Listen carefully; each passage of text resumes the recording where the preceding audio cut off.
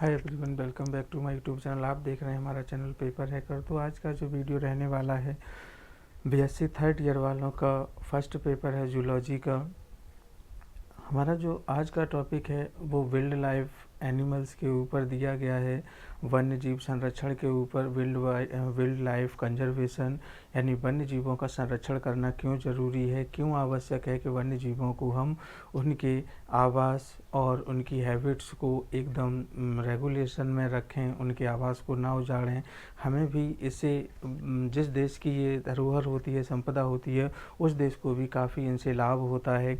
विदेशों में देखिए, विदेशी लोग भी हमारे यहाँ आते हैं, जू होते हैं, चिड़ियाघर जो होते हैं, देखा होगा ना, वहाँ पे बहुत सारे लोग घूमने जाते हैं, जिससे कि उस जू से जितना भी अर्निंग होती है वो सारी गवर्नमेंट को जाती है।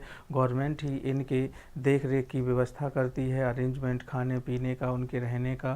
तो इस तरह से ये हमारी देश की धरोहर हैं यानी वन्य जीव। तो इनके संरक्षण की क्या क्या विधियां हैं, देखिए।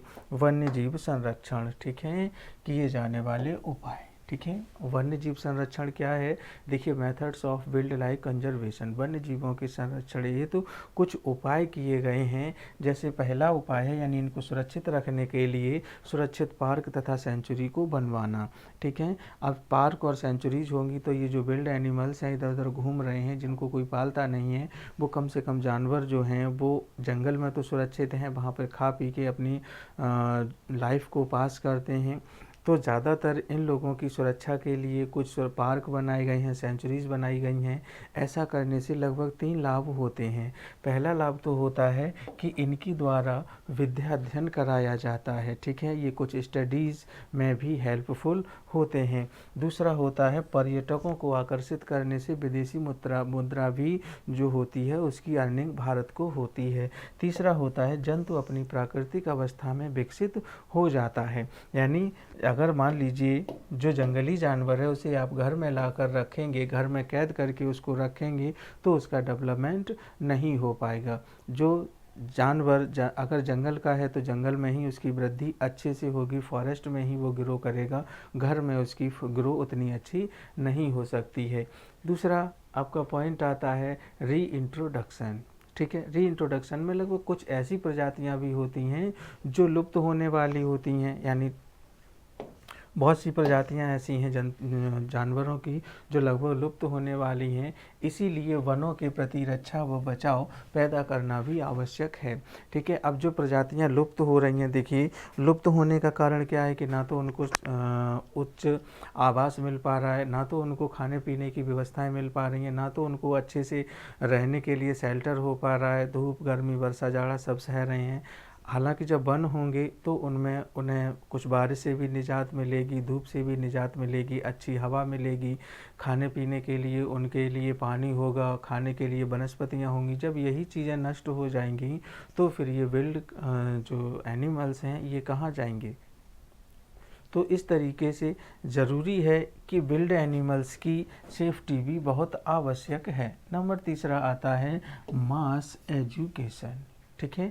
एक मास एजुकेशन चलाया गया है, ये इस सिस्टम को बहुत ही ज़्यादा प्रोग्रेसिव करता है। यानी इस प्रोग्राम के लिए जन जागृति अति आवश्यक है, जो निम्न माध्यमों पर संभव होती है। नंबर 1, हमें प्रतिवर्ष वन्य संरक्षण सप्ताह भी मनाना चाहिए।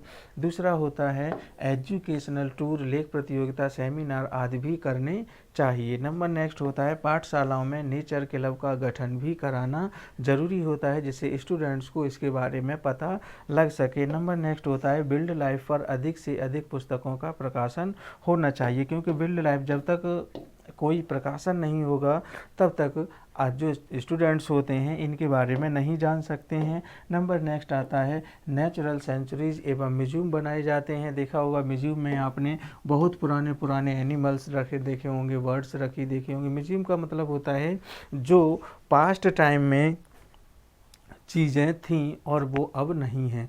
तो उन्हीं को म्यूजियम में रखा जाता है। म्यूजियम का मतलब होता है कि हमें वो पास्ट की याद दिलाता है, पास्ट की मेमोरी को फ्रेश करता है। तो हम जैसे म्यूजियम में देखते हैं जा कर के, जहाँ भी म्यूजियम्स लगे होते हैं, पुरानी पुरानी चीज़ें वहाँ रखी होती हैं, तो हम आज के समय में वो नहीं होती हैं, लेकिन पुराने टाइम में, बीते हुए समय में वो चीज़ें थीं। इसका मतलब है म्यूजियम ये चीज़ शो करता है कि जो चीज़ें इस म्यूजियम में लगी हुई हैं वो प्रेजेंट टाइम में नहीं हैं और पास्ट टाइम में वो चीज़ें अवेलेबल थीं।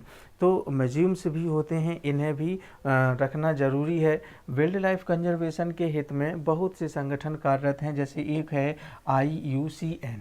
ठीक है, IUCN का मतलब है international union of the conservation of natural resources. ठीक है,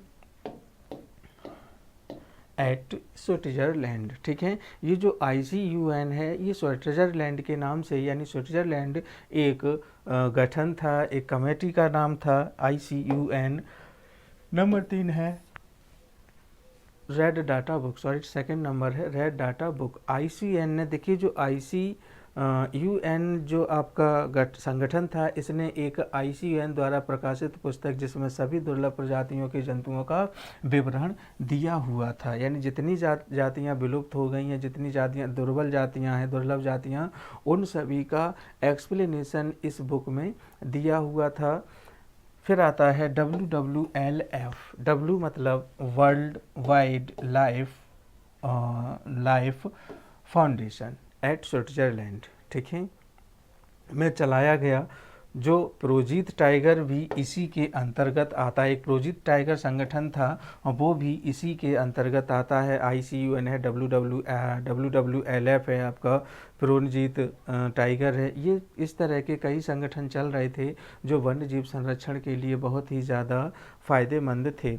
अब देखिए, जो वाइल्ड एनिमल को सुरक्षा प्रदान करने के लिए हमारी सरकार 20 से अधिक सुरक्षित पार्कों, यानी जो जितने भी वन्य जीव हैं, इनकी सुरक्षा के लिए गवर्नमेंट ने लगभग 20 से अधिक लगभग पार्कों अर्थात सेंचुरी का निर्माण किया है। इसमें से कुछ निम्न हैं, जैसे आपका देखा है, आपने सुना है कॉर्बेट नेशनल पार्क। अब कॉर्बेट नेशनल पार्क जो है ये नैनीताल ज़िले में पाया जाता है। नैनीताल जिले की जो तराइन है उसमें पाया जाता है। यहाँ पर जंगली सूअर, चीता, हाथी, नीलगाय, घड़ियाल आदि रहते हैं। ठीक है, Corbett national park Nainital district में है। दूसरा आता है कान्हा नेशनल पार्क। ठीक है, यह मध्य प्रदेश में पाया जाता है। मध्य प्रदेश का एक मंडला शहर है, वहाँ पे ये कान्हा नेशनल पार्क पाया जाता है। यहाँ पर टाइगर, पैंथर, जंगली कुत्ते, सांवर, चीतल आदि होते हैं। उसके बाद आता है अनामलाई सेंचुरी। अनामलाई सेंचुरी जो है आपका, यह है कोयम्बटूर ज़िले में स्थित है। यहाँ पर हाथी, लंगूर, पैंगलिन, चीतल, घड़ियाल आदि मिलते हैं।